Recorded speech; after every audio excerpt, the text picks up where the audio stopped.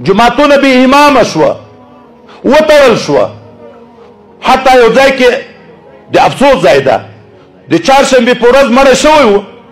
د جنازې څوک نه و بیا وایي هغه کلیوالو وویلې چې سبا ته یې کېږدئ دغه رئیسان صاحبان چې په دغه دفترو کې کار کوي جمعې شپې ته کور ته راځي جنازه به هم بیا هغه وکړي د دغه ملت په قربانیو موږ دا حکومت ته رارسېدلي یو د دغه عوامو په معاونتو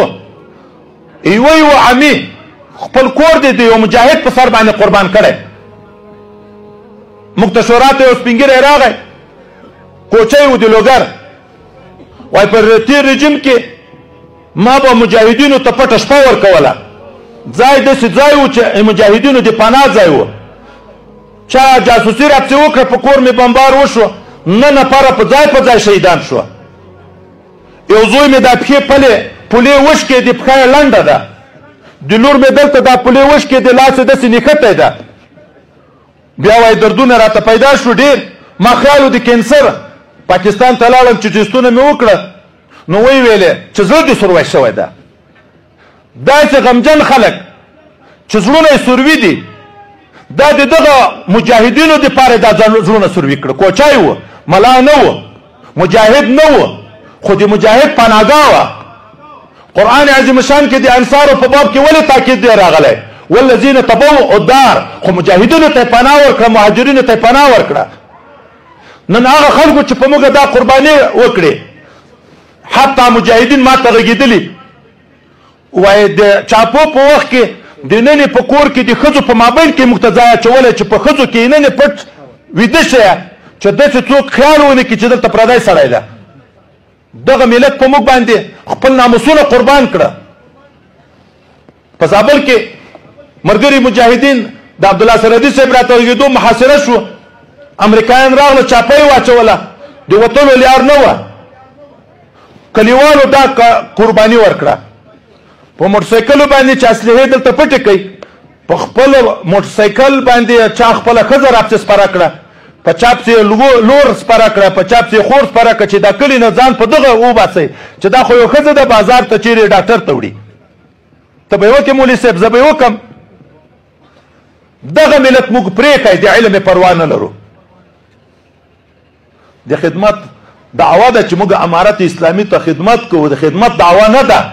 نیتونه خراب دي روپۍ هلته ډېرې دي یو والي صاحب راته وایي وایي څه علما راغله چې د امر بالمعروف و نهي عن المنکر کې که موږ ته وظیفې راشي ما ورته ویلې ولې خو په درس لګیا په امامت لګیا دین خدمت ته وایي هلته خدمت عام ده خو په ټول ولایت کې به کوم دا خو په یو جومات کې خدمت ده چې کله دلته مقرر شو څه وخت بعد د قضا پوسټونه راغله نو امر بالمعروف کې خو تنخواه کمې دي په قاضیان صاحبان خو چې دا خلک حلالوي دا خو 1,000 و 80,000 و 90,000 دي دغه ملایان بیا راغله چې هلته په اردو کې مو چې موږ قضا ته امتحان ورکوو وایي ما ورته ویلې ولې خو امر بالمعروف خدمت خو عام په ولایت کې ده نو اوس بېرته ولې قضا ته راځې یو کوټه کې کښېنې د جرح په شکل نه ویایم د یقظت دپاره ویایم لږ باید موږ متوجه شو په دغه دین باندې اټم استعمال شوی علم یې ورک کړی دا خلکو د خلکو د دماغونه یې ایستلی طالب چې ګوري معشوقه یې موبایل ده کتاب نه ګوري درس کې شرکت نه کوي هر ساعت په موبایل باندې لګیایي دا طالب جامعې ته څنګه خدمت کوي الله خو رسول الله ته وایي چې د زیات علم کوشش کوه مطالبه کوه د مانه سوال د زیادت علم کا خو دا هلته کېږي چې باطن صفا شي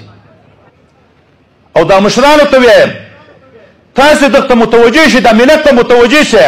دا خلاوې ډکې کړئ که دغه اطراف د علم نه محروم شوه بیرته به د موږ مخالفین راځي په دغو ځایو کې به امامتونه نیسي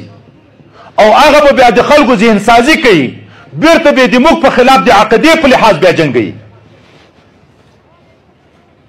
او د باطن د تزکیې کوشش باید وکړي موږ وینو چې کوم څوک چې باطن خدای لږ صفا کړی